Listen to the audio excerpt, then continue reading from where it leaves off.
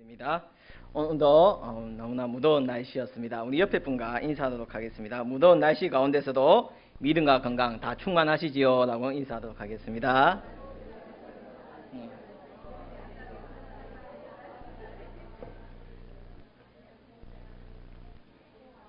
네. 초등학교 1학년 수업 중이었습니다.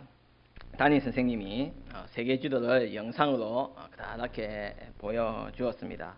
그래서 아이들에게 이렇게 하나 질문을 했습니다. 여기 지도에 아메리카 대륙이 어디 있는 친구 아나요? 하니까 아는 친구가 철수라는 친구가 손을 번쩍 대면서 선생님 저 압니다 딱 그런 겁니다. 그래서 선생님이 그러면 철수 친구가 앞에 나와서 아메리카 어딘지 한번 손으로 집어보세요 해갖고 철수가 앞에 나가서 그 아메리카 대륙을 손으로 가리켰습니다. 그래서 아이들이 우와 하면서 놀라고 선생님도 철수를 칭찬해 주었습니다. 그래서 다시 철수를 다시 자리로 돌려보내고 선생님은 다시 반 아이에게 물었습니다. 그러면 여러분 아메리카 대륙은 누가 발견했을까요? 하니까 우리 아이들이 뭐라고 했을까요? 철수가요 이렇게 대답을 했다고 합니다. 조금 엉뚱한 대답입니다. 재밌는 이야기면서도 아이들이 생각하는 것은 어른과 다르다는 것을 말해주고 있습니다. 우리 아동부 아이들에게도 이 천국에 대해서 설명을 이렇게 설교를 하게 되면 그 천국의 중요성이라든지 믿음으로 가는 그런 것을 설교를 하게 되면 그래서 아이들에게 물었습니다.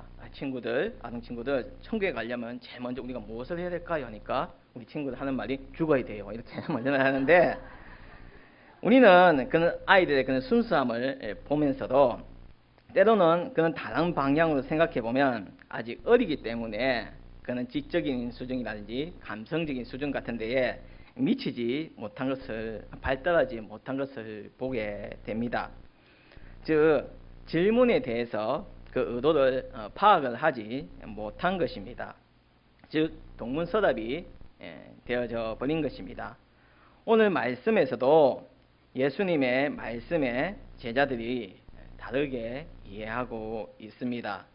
사두개인과 바리새인들이 추구하는 사상은 서로 달랐으나 예수를 해파하고 핍박하려는 것은 똑같았습니다.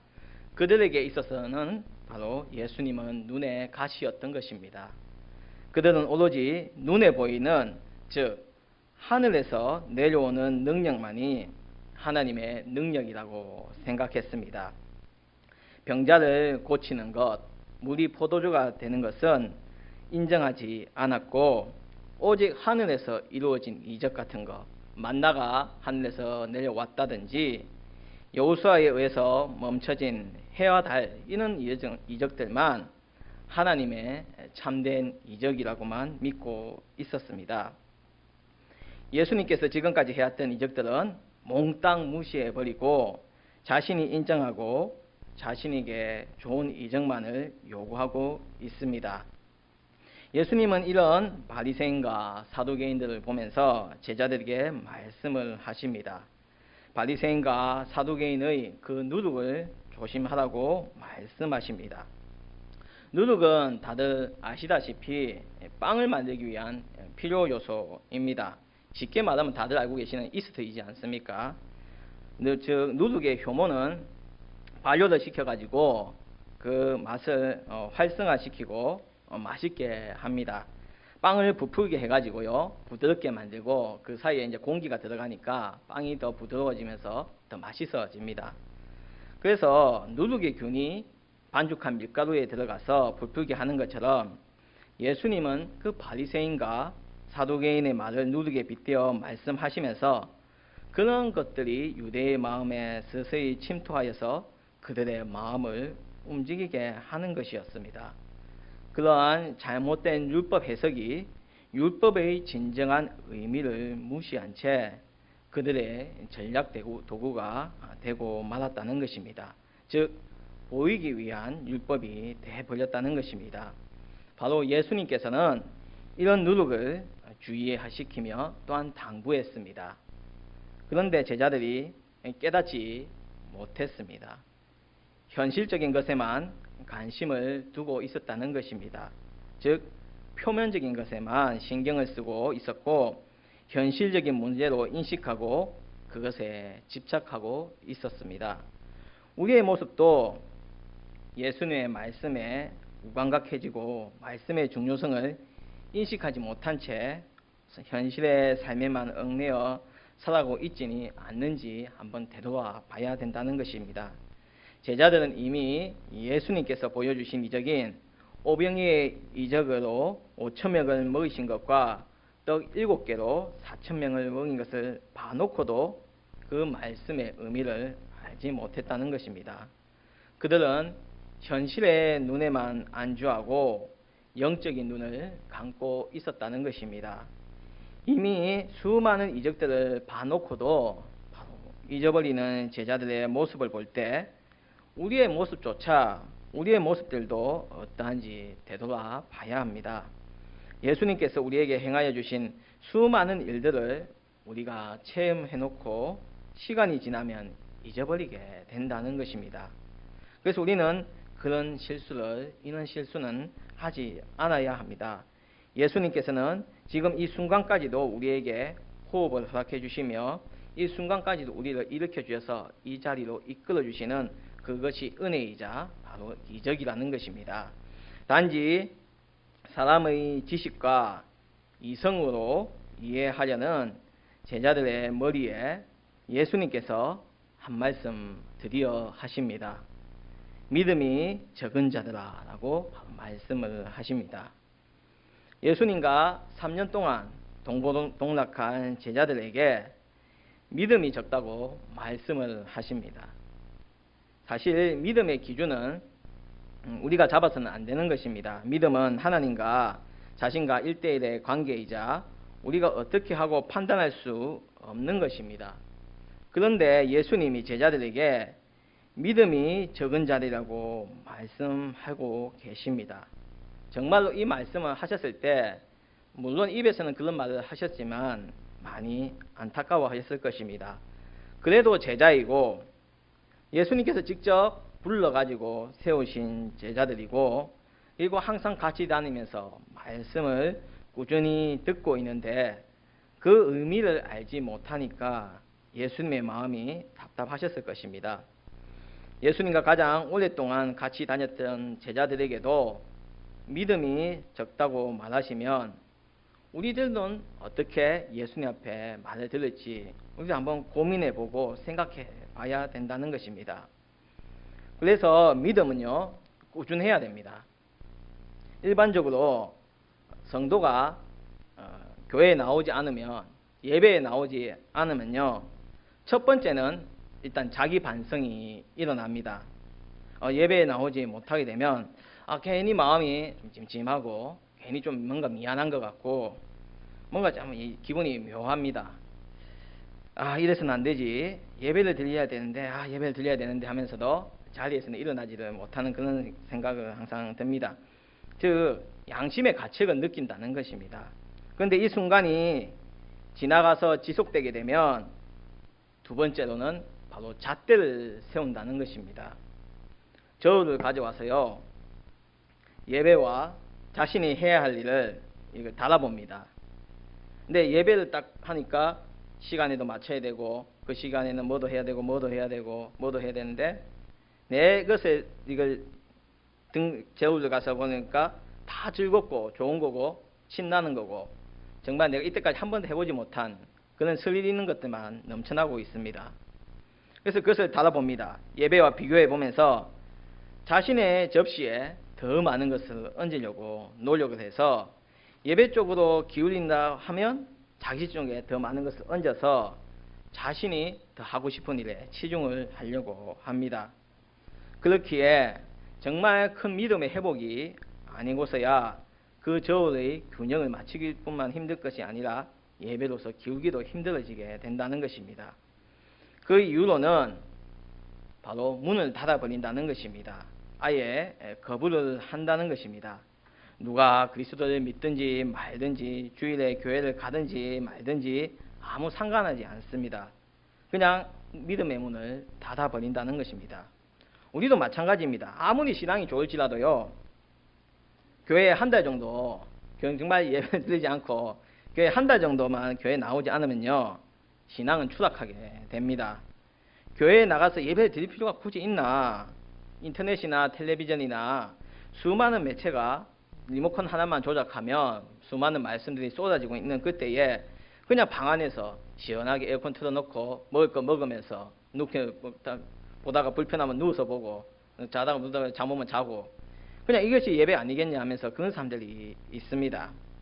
교회는 말 그대로 예수 그리스도를 믿는 그 모임 자체를 의미하는 것이고 그 모임 가운데 역사가 일어나고 은혜가 채워짐을 분명하게 기억하시길 바랍니다. 교회는 공동체입니다. 혼자서 하는 믿음 생활이 아니라 다 함께하는 함께라는 공동체, 즉 예수님과 함께 성도님과 함께하는 그 공동체가 어울러서 하나님 앞에 영광을 돌리고 예배를 드릴 때 크신 성령의 역사가 일어나게 됨을 우리는 분명히 알아야 된다는 것입니다. 그래서 믿음은 항상 꾸준해야 됩니다. 우리 아이들에게 지각을 하거나 아예 결석을 하는데 전화를 해봅니다. 그건 왜 안 왔냐니까 비 와서요. 이렇게 한 말입니다. 예. 그럼 비 오더라도 오지 하니까 귀찮아요. 이런 말 하는 친구들이 참으로 많습니다.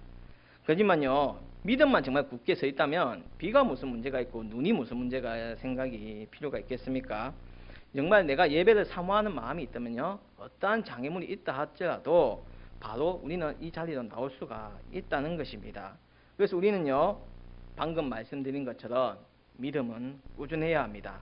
끝까지 믿어야 합니다. 예수 그리스도를 모르는 자들에게는 예수님께서 행하신 일들을 그냥 과거의 일, 마술사의 일, 때론 허구라고 하면서 비웃지만 우리는 그것을 믿고 영적인 눈을 떠서 말씀을 새겨야 될 줄 믿습니다. 예수님께서 제자들을 향해 깨닫지 못하느냐 하시면서 사람이 먹는 떡이 아니라는 말을 할 때 비로소 제자들이 깨달았던 것입니다. 우리는 예수님께서 원하시는 것을 알고 기억하며 깨달아야 한다는 것입니다. 그런데 여기서 우리가 부딪히는 것이 있습니다. 바로 사람은 망각의 동물이라는 것입니다. 즉 기억하는 것도 있지만 잊어버리는 것이 더 많다는 것입니다. 인간이 가지는 감각에는 여러 가지가 있습니다. 뭐가 있습니까? 시각이 있고 미각이 있고 후각이 있고 청각이 있고 촉각이 있습니다. 이 감각을 통해 느끼는 감정이 가장 짧게 가는 것은 뭘까요? 시각, 청각, 후각 또 뭐 있습니까? 촉각, 미각 중에서 아닙니다. 예, 시각이라고 합니다. 예, 사람이 가장 짧게 가는 것은 시각이고 그 다음은 뭘까요? 네, 청각이라고 합니다. 청각, 즉 들은 것을 우리가 가장 잘 잊어버리게 된다는 것입니다. 많은 영상 매체를 듣고 있지만 특별히 메모를 해놓지 않는 이상은 금방 잊어버리게 됩니다. 그럼 가장 오래가는 기억은 뭘까요? 예, 저도 놀랐는데 후각이라고 합니다. 즉 어렸을 때 맡은 냄새를요, 그 몇십 년 뒤에 맡아도 그때의 생각이 이렇게 나온다고 하는 것이 그 후각이라고 합니다. 그러니까 후각은 잠재된 기억이라고 말하고 있는데, 그래서 흔히 우리가 뭐 엄마 냄새가 제일 좋고 엄마가 해주면 반찬이 좋다 그런 말이 다 거기서 나온 말이라고 합니다. 하지만 어떠한 감각이든지 뭐 적어놨든지 외워놨든지 맡았든지 보았든지 시간이 지나면 다 잊어버리게 된다는 것입니다. 물론 잊을 수 있다는 것도 감사해야 될 일입니다. 맞죠? 우리에게 지나왔던 안 좋은 기억이라든지 불쾌했던 그런 것들을 잊어버림으로써 우리가 이 세상을 다시 살아갈 수 있고 반복된 일이 없다는 것을 알 수 있는데, 바로 그 잊을 수 있는 그 이점이 있기에 우리는 그 사이에 새로운 기억으로 채워넣을 수가 있고, 그 새로운 것이 바로 예수님의 말씀과 은혜와 사랑이 채워져야 된다는 것입니다. 예수님은 단순히 우리에게 암기하라고 말하지 않습니다. 깨달으라고 말씀하십니다. 내 마음에 새겨서 하나님의 영광을 나타내는 도구가 되어야 한다는 점입니다. 일상의 생활이 말씀이 우리와 함께 있는 삶이 되어서 함께 한다는 이것이 삶에 적용이 되어서 바로 기쁨이 되고 영혼의 양약이 되는 것입니다. 그래서 깨닫는 것은 본질이나 이치를 아는 것입니다. 우리가 알아야 될 본질은 바로 예수 그리스도이십니다.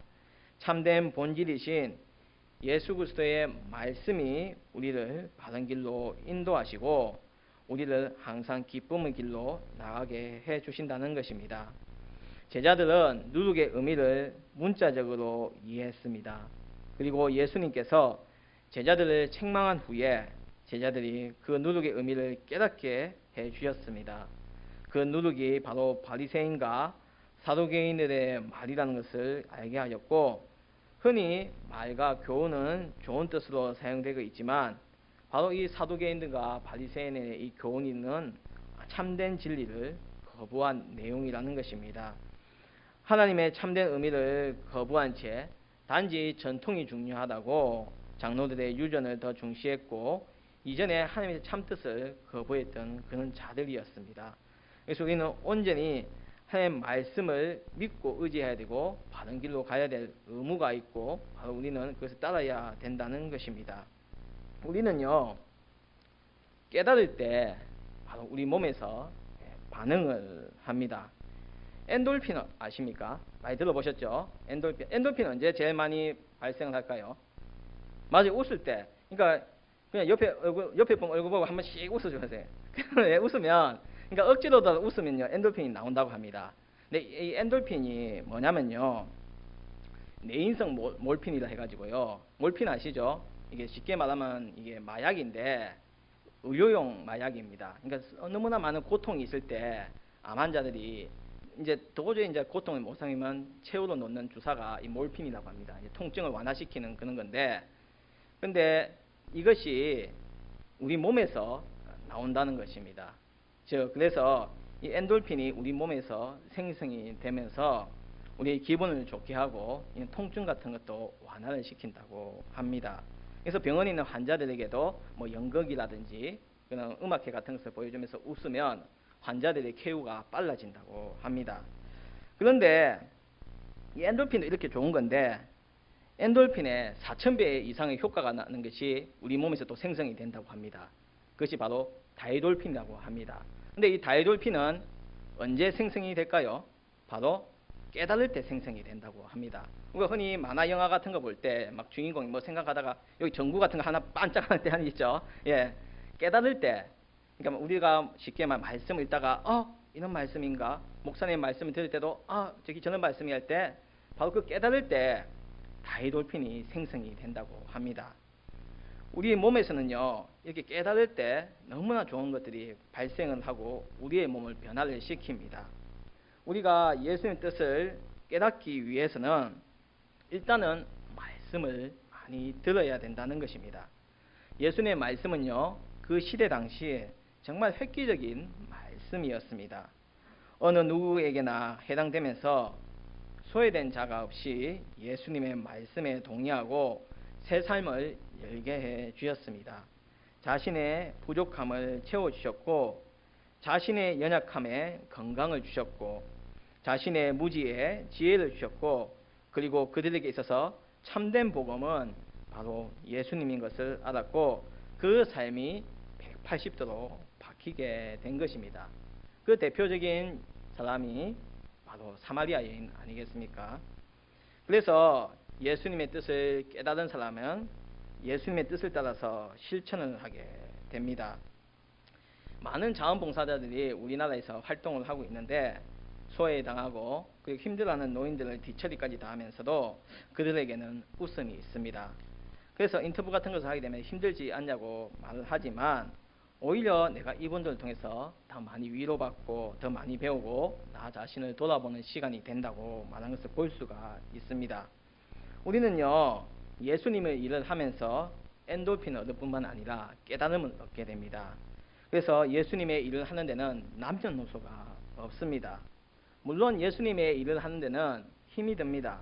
그러나 예수님이 아시고 위로해 주시고 또한 예수님의 일을 하면서 우리가 예수님과 더 가까이 다가감을 알 수 있을 때 우리 예수님은 바로 나를 보고 웃음 짓는다는 것입니다. 그래서 우리의 마음속에는 이루 말할 수 없는 깨달음의 체험을 갖게 되고 이것을 통하여서 우리는 더 기쁨의 길로 나아갈 수가 있다는 것입니다.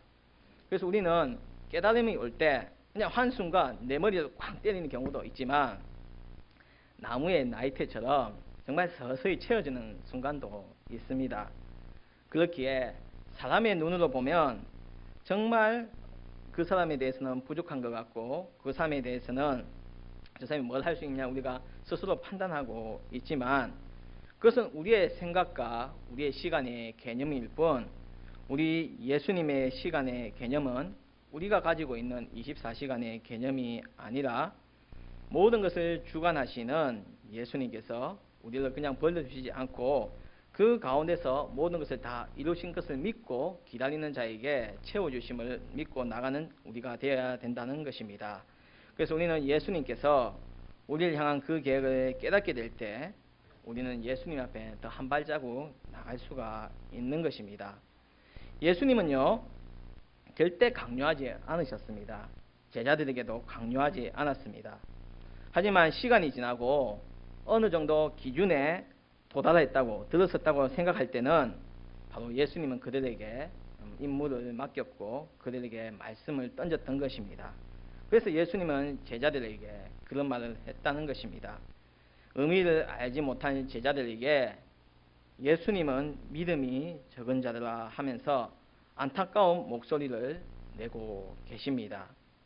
저희들은 이런 말은 듣지 말아야 될 것입니다. 10년, 20년, 반세기 이상 예수님을 믿으면서 지내오다가 이제 예수님께서 너를 쓰겠다고 너를 나의 도구로 사용했다고 불렀는데 우리를 보시고 예수님께서 믿음이 적은 자들아 하고 말씀하신다면 얼마나 힘 빠지겠습니까? 우리는요 온전히 나에게 주신 말씀을 내 가슴 속에 새기면서 그 말씀으로 깨닫는 우리 성도님이 되시길 바랍니다. 여기에 어느 분이든지 다 자신이 좋아하는 성경 구절이 있을 것입니다. 그 구절이 내가 살아가는 데 있어서 큰 힘이 되고 원동력이 되고 또한 희망도 될 것입니다. 이제는 그 좋아하는 것을 물론 그것도 좋은 것이지만 그 말씀으로 깨달으시길 바랍니다. 그럴 때 내 마음은 평안과 능력으로 항상 넘쳐나고 예수님께서 나 자신을 더욱더 이끌어 주시고 더욱더 가꾸어서 주님 앞에 충성되이 쓰임받는 자녀로 세워줄 줄 믿습니다. 우리 모두가 예수님을 영원히 사랑하고 존경하며 사는 우리 아름다운 새빛교회 성도님 되시길 바랍니다. 같이 기도드리겠습니다.